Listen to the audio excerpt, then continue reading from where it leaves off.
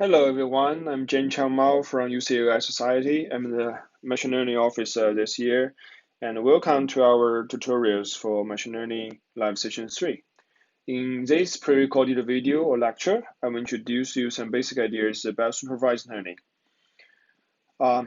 Except for basic same concepts and ideas about supervised learning, I will cover also three of the mainly used models in supervised learning. The KNN, support vector machine, SVM, and also the random forest. Okay, so for supervised learning, let's recall our memory about it. We have introduced three kinds of learning algorithms in machine learning. The first one is supervised learning and the unsupervised learning. And the third one is usually called reinforcement learning. They are designed to tackle different kinds of tasks. For example, the supervised learning is designed to deal with the classification and the regression.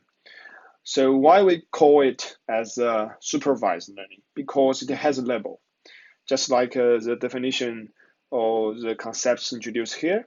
We want to infer a function that can describe a relationship between independent and dependent variables in a labeled data set. Okay, that is a very important concept here. So just bear in mind that unsupervised learning uses unlabeled data to learn from the data. Okay, and the reinforcement learning, it's just learn from the environment and the agent and the reward function. It's a very different design architecture, in fact. So for supervised learning, it can deal with two kinds of problem. The first one is classification, like the diagram shows in the left side. You can say the target that we want to predict is discrete. That means we have, for example, there are two classes of data. The target it's discrete. It's a binary here, and for the regression, we will have the continuous target to predict. There are infinity number that we can predict from a given input variable. So there are different kind of tasks here. Okay, so in fact, there are a set of supervised learning models often used in practical problem. We have introduced the two simplest model that is called linear regression and logistic regression. And also we also implemented some simple models like KNN and random forest and SVM in previous notebook. We didn't cover about the hidden Markov model, but it's also a very important tools to deal with time series analysis. But it's not so common used in machine learning models today. But if you are interested, you can search it. It's also a very important basic to understand the recurrent neural network later on. So the first model that I would like to introduce you about machine supervised learning is the KNN, which is a short form of K nearest neighbor. The KNN, in fact, is a kind of lazy learner. The reason why we call it a lazy learner is because it has no parameters to learn. Actually, as we can see here, let's erase these symbols down. So we just simply store all the training data in the feature space. There are a space spanned by x1, x2. Okay, so we only have calculation when we want to predict or classify data. For example, with the input data represented by the star here, we didn't know which class it is, but after it input in the feature space, we try to find the nearest neighbors around the input data and using the voting strategy to determine which class it is. So in fact, the KNN models didn't learn any parameters during the learning phase, okay? As you can see here, for classification, we classify the input by majority vote of the neighbors. So that means the performance of the KNN model significantly depends on the selection of parameter k.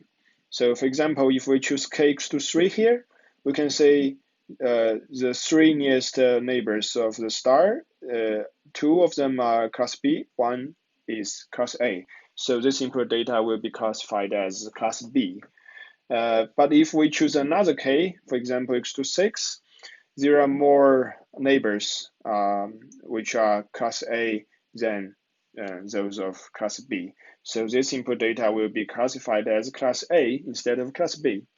So as you can say, the performance of the KNN can differ if we choose different k. Okay, so it also can be used for regression. For example, if we use kx to 1 model to predict the value with given the x equals to 4, we just find the nearest neighbor, for example, is here as its value. If we use 2NN, kx to 2, we find the two nearest value, for example, here, and we calculate the mean values as a predict value in regression. And it's same for 3NN, 4NN, and KNN. So as you can say, the most important thing in KNN is to define the distance. Actually, distance can measure the extent of similarity between two data points in the feature space. Okay. So in fact, the distance can be defined in various ways. Typically, there are Minkowski distance and also Hamming distance that are always used in KNN. So for Minkowski distance, we define the distance between two data points x and y as this. It's just the p norm of x minus y. Okay. However, for Hamming distance, it calculates the difference between each symbols within the code. Let me clarify this. For example, if x is a code 0, 0, 0, y is 0, 0, 1. Then the Hamming distance between them is 1 because there is only one symbol has different value. If the x equals to 1, 0, 0 and y is 0, 0, 1, then the Hamming distance equals to 2 because there are two symbols that are different here. So it's also a kind of method to measure the distance between two data points. Okay, so but typically, in fact, when we implement a KNN model, we take the Minkowski distance by choosing the p equals to 2. Sometimes, very rarely, we choose it as p equals to 1. If we choose p equals to 2, it becomes Euclidean distance that we always use in geometry. Okay, so if p equals to 1, it becomes Manhattan distance. So the Manhattan distance is also have a name of block distance. Let me draw a diagram here. For example, if we have a grid here and we want to walk from this point to this point, the Manhattan distance is, let me change color here. The Manhattan distance is actually this one. Okay. But for the Euclidean distance, the distance should be represented by the green line. Okay, so it's very different, but it's also both of the two are the special cases of the Minkowski distance. Of course, you can choose any distance, any p you want to form your own distance measure. Okay. So finally, we comes to a problem how KNN works. Okay, so for a given new sample x that we need to classify it, and the set of k nearest neighbor for sample x is defined as nkx. Okay, so total number of the classes, let's assume it as n. So the predicted class of x is denoted as this formula. So let me explain it in more detail. The function I is actually an indication function, which is given by the formula here. Okay, when the y equals to say, the indication function value will be 1. Otherwise, it will be 0. So the predict class y will be the class that we predict, which is actually have the maximum votes by this formula. Okay, we count all the nearest neighbors that we choose in the set nkx, and we want to check if the class is same, then we say then we plus the number of 1, and we want to maximize it by finding the class Cj, and the Cj will be the predict class of sample x. Okay, so that is how KNN works. And then we will move to support vector machine, which is a very popular model. In fact, support vector machine was regarded as a final model in traditional machine learning before the neural network was proposed, was becoming so popular as today. Okay, so what is support vector machine? In fact, it's a machine learning algorithm can deal with both linear and nonlinear classification problem. Of course, support vector machine is a linear classifier, but it can use kernel tricks that we introduced in last tutorials to deal with a nonlinear problem. Okay, so in SVM, we want to find a good enough hyperplane as the decision boundary. As you can see, this is actually the hyperplane here is a decision boundary. All the data on the left side of the decision boundary will be treated as a class +1. And on the right side points, it will be classified as -1. Okay. In fact, SVM also can be used for both regression and classification. But in this case, I'll introduce you the classification one, which is easy to explain. So if SVM try to find a decision boundary, we want to define, or we want to know how to find a good decision boundary. Or firstly, let's define a good enough decision boundary.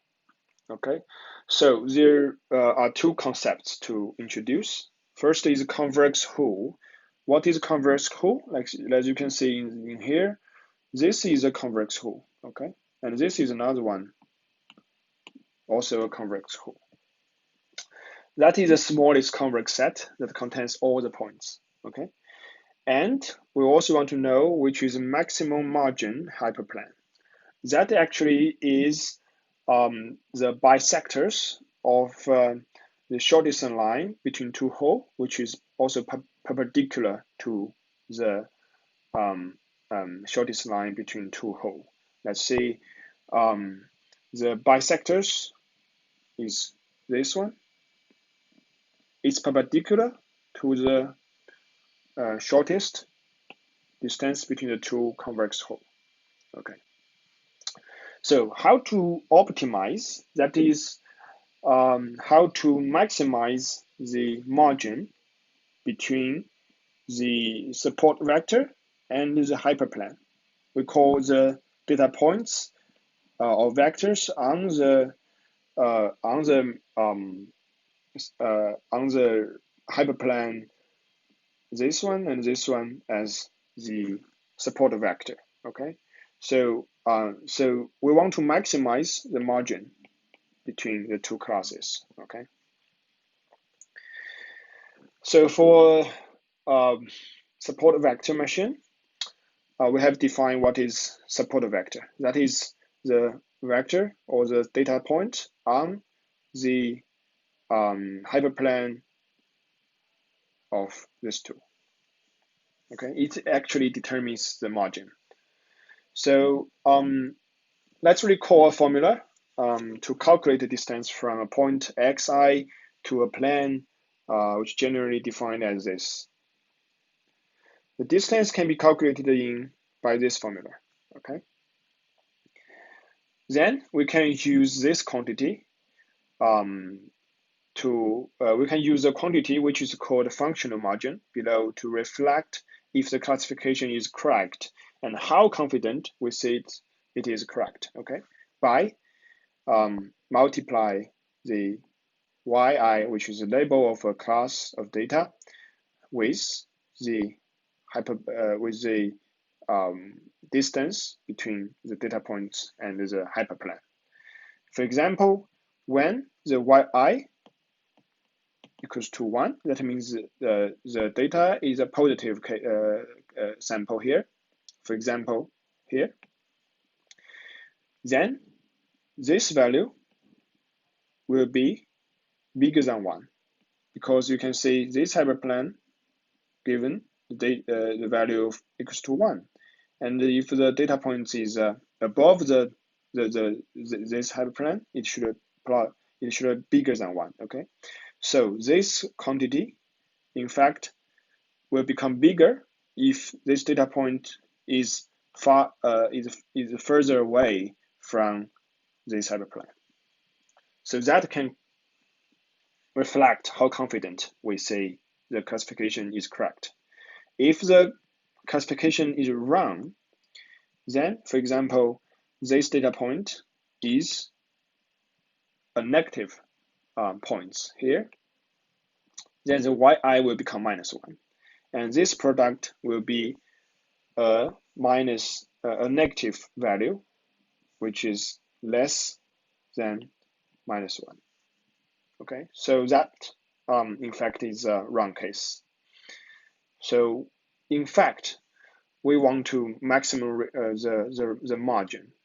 That is, we want to max our confidence. Okay, our confidence here. However, we further define a geometric margin by dividing the norm of the normal vector of the hyperplane. That is the W here. Okay, so after we divide it by W, it becomes actually this formula we have seen before. It is the absolute distance between the data point to the hyperplane, to a decision boundary. So if we want to find the best classifier here, we will have the optimization problem shown by here. We want to maximize the gamma by finding the W and B, which defines the hyperplane here, right? We want to find the two parameters which can maximize the gamma, where every data point is bigger than the minima among all the gamma I. Okay, so that means all the positive points should at least at the hyperplane here or even above. Okay, and all the negative points, negative points should be at least at the boundary here or lower than that. Okay, so that is a constraint that we have here. To optimize this problem, we can rewrite the problem from the geometric definition to the functional margin that we have introduced before by definition here. Okay, we just rewrite the formulas, the optimization problem here. Okay. In fact, without loss of generality, we can set the gamma hat as 1. Okay, just like we have done here. We set the boundary is 1. You can, of course, set any values that you want if you times lambda at both sides. but that didn't affect the maximization result. Okay, so we simply set the gamma hat as 1. And we consider the equivalent problem by minimizing the square of the omega square, okay, square of norm of w.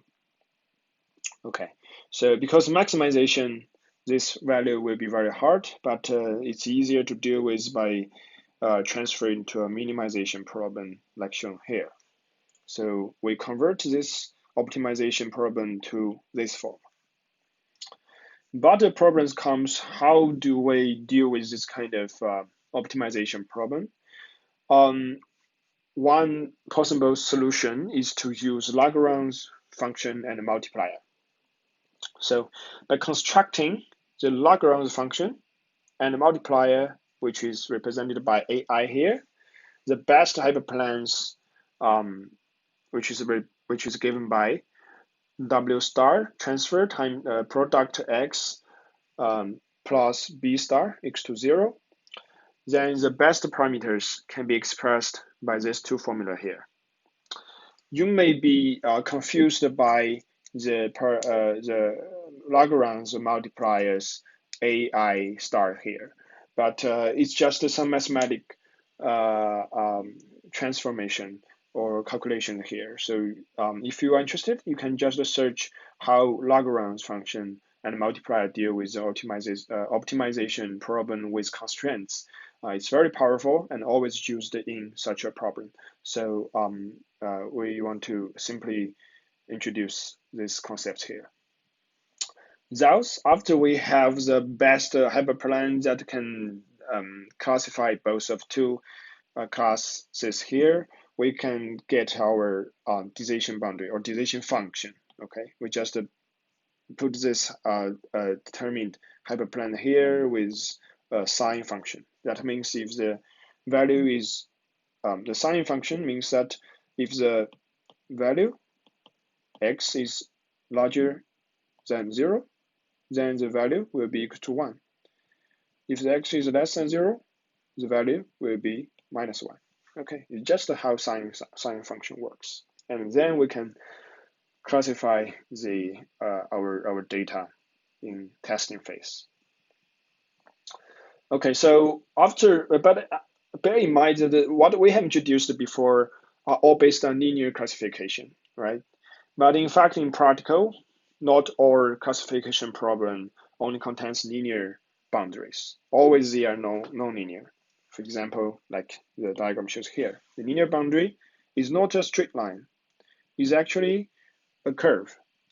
But as we have defined before, the support vector machine use a hyperplane, which is a flat plane, in fact, to determine the boundary. So it's impossible to find such a curve to classify the two kinds of data. However, we can use what we have introduced before for the kernel tricks. That is, we map the low dimensional data. This is in a low dimension to a higher dimension, which is more sparse. And in that way, we may find a linear hyperplane to separate both of the two classes. Okay. In fact, the basic idea is that in a high dimension space, data should be more sparse, so they can be easily separated. They can be easily separated from each other. Okay, we have introduced the concept in kernel tricks last week. Okay, so the final model that I want to introduce you here is a random forest, which is also very useful and powerful tools in machine learning, in supervised learning. So for what is a kind of called decision tree? In fact, decision tree is a decision support tool that uses a tree-like model of decisions and their possible consequences, like shown by the right diagrams here. We have seen the data set before for the Titanic to predict if a passenger will survive from the Titanic by using different features of the passenger, right? So the decision tree works like this. This is a constructed decision tree. For example, we will check if the passenger's gender. If it's a female, we will predict the passenger will be survived. And if it's a male, it will further be determined by age. If it's less than 9.5 years old, it might be dead. And if it's larger than 9.5, it might be dead. And if it's a child less than 9.5 years old, then the condition will be further determined accordingly. Okay, so decision tree just work like this. In fact, we want to construct a good tree that can split the features in a proper way that we can predict according to the tree, the conditions for new input sample. So in fact, a tree consists of a lot of nodes actually. For example, there are roots and also decision nodes and the leaf nodes, which have no any child nodes further. For decision nodes, it will have child nodes, and root nodes has no parent nodes, in fact. Okay, so somebody think it's not like a tree, but it's actually a tree that we only put it in downward. If we put these diagrams in this side, it's more like the tree. But typically we use the inverse direction to draw the tree. Okay. So one of the important hyperparameters that we want to tune in decision tree is tree steps. And for example, the nx here is equal to 1, 2, 3 is equal to 3, right? It has 3 layers, 3 decision layers actually.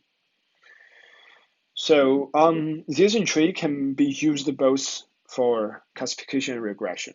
Okay, just the classification we have introduced in last slides is work like this. But for regression, it works a little bit abstract. How to deal with it? For example, if we construct a maximum depth of 2 trees to determine the to do the regression here, we can see firstly we want to cut the data set into 2 pieces. That is the first split node. For example, it cut here, and in the second layer, it cut down the data into 2 parts again.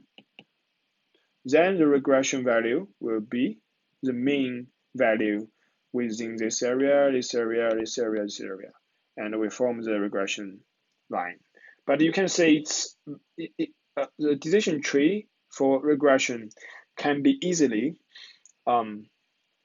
overfitted, right? If we choose depth 6 to 5, it has to split the data into 2 power of 5, that is 32 pieces. And it will focus on some abnormal data points here. So determining the depth is a very critical work here. So, but there is also a key problem here. How do we decide where and which features that we want to split the node? Okay, so two method is two criterion. The first one is based on information gain, and another one is based on the Gini index or Gini gain. Okay, so let's recall or preview some concepts of the information gain. Information gain is defined by Shannon to quantify the number, the volume of the information, and also it measures the uncertainty of a given system. Okay, so this formula Hx actually measure how uncertain the random variable x it is. Okay, it's calculated by this formula. So information gain is given by this one. this formula. What does it mean? It means how many uncertainty that is cancelled if we know a feature x prime.